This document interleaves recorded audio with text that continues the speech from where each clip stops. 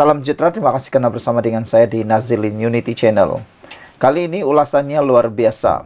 Kita nak mengulas apa yang jadi kepada kerajaan dan apa yang jadi kepada pembangkang. Hari ini disahkan oleh Fadilah Yusof, Timbalan Perdana Menteri Malaysia, merangkap pengurus kepada MOU peruntukan kepada pembangkang. Fadilah telah menyatakan bahawa pintu sudah tutup untuk peruntukan pembangkang. Ulasan pertama ialah, apa kesan penutupan MOU pembangkang ini? Baik, kita nak flashback. Kita nak cerita daripada belakang dulu. Ada 6 ahli parlimen daripada Parti Bersatu telah pun memberikan sokongan kepada Datuk Seri Anwar Ibrahim sebagai Perdana Menteri hanya kerana satu sebab.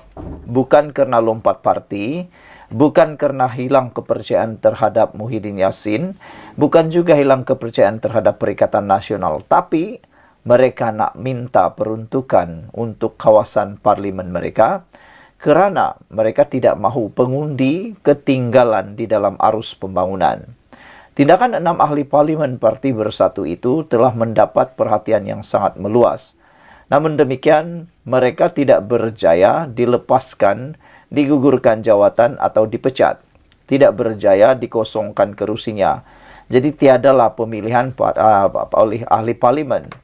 Berpandukan kepada kes yang sudah berlaku itu, 6 ahli parlimen dan seorang lagi ahli Dewan Undangan Negeri menyokong kepimpinan Menteri Besar Selangor.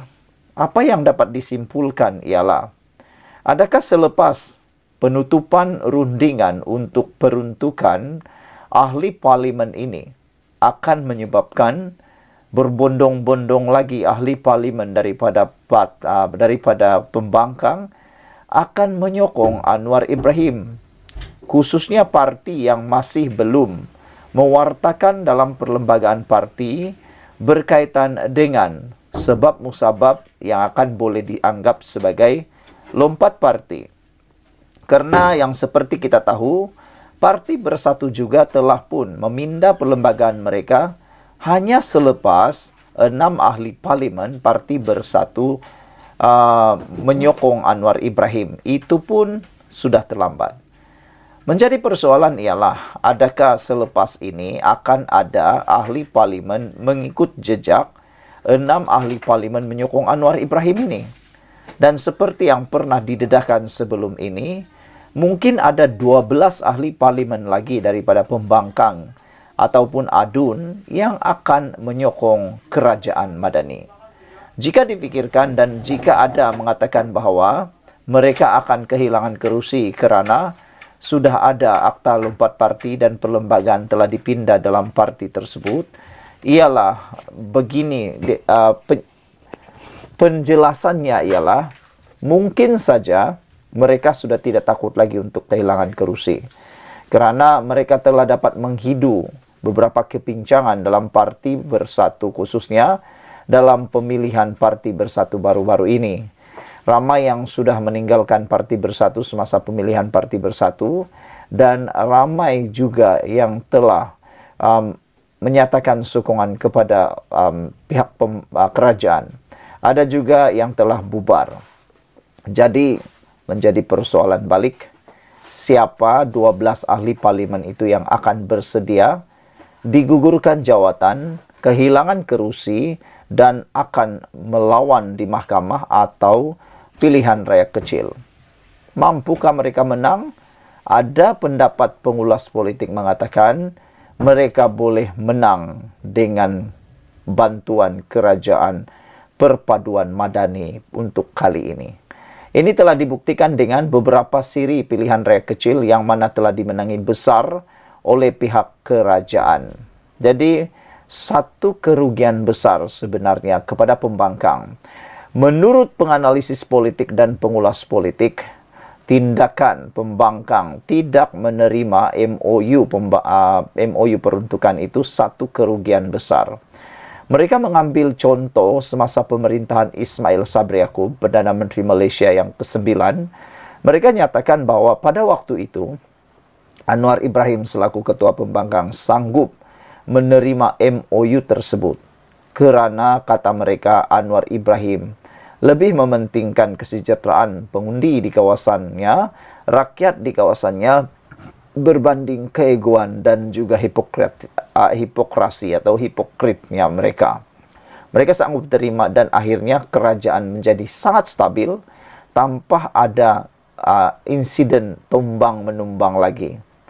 Jadi saudara, persoalannya ialah kenapa pembangkang betul-betul menolak MOU ini? Adakah mereka sebenarnya mahu berniat, masih ada niat untuk mahu menumbangkan kerajaan Anwar Ibrahim Perdana Menteri Malaysia, kerajaan perpaduan ini di tengah jalan? Tapi sebenarnya masalah besar lebih menimpa kepada pembangkang. Mereka ada baki 3 tahun lagi sebagai pembangkang. Harus diingat itu. 3 tahun itu bukan jangka masa yang pendek. Itu jangka masa yang sangat panjang. Pada waktu itulah waktu yang sangat kritikal di mana para pengundi akan menilai sejauh mana mereka mendapat pembangunan, bantuan dan sebagainya. Bukan hanya melihat pada bantuan air liur, tekak-tekak yang bising teriak sini sana di media massa maupun di parlimen. Apalah guna mereka bising teriak jerit sana sini kalau kerajaan ataupun rakyat dalam kawasan tidak mendapat apa-apa manfaat daripada mereka. Untuk mendapat manfaat pula perlukan peruntukan. Jadi sudah tentu peruntukan itu ada, tetapi tidak akan disalurkan melalui ahli parlimen atau melalui pengurusan parlimen, tetapi akan diberikan kepada pihak-pihak yang tertentu. Masih dapat, tetapi tidak akan dapat menaikkan nama ahli parlimen. Jadi yang merugikan, yang rugi sebenarnya adalah ahli pembangkang. Dan bagaimana pula, apa pula yang jadi kepada pihak kerajaan? Pihak kerajaan sebenarnya tidak ada kerugian apa-apa. Bahkan keuntungan besar kerana mereka boleh menyalurkan, kerajaan boleh menyalurkan peruntukan itu kepada pengurusan yang ditentukan sendiri oleh kerajaan. Dan ini pasti akan memberikan kredit tambahan kepada pihak kerajaan. Dan yang mendapat kerugian besar ialah pembangkang. Jadi saudara-saudara sekalian, apabila Fadilah Yusof menyatakan rundingan sudah ditutup dan beliau kata Perikatan Nasional secara simboliknya telah pun menolak pinangan dan kerajaan tidak akan merujuk pinangan itu, ini satu perkara yang amat merugikan pembangkang. Persoalan pertama tadi, berapa ramai ahli parlimen yang boleh bertahan selepas 3 tahun tanpa peruntukan parlimen?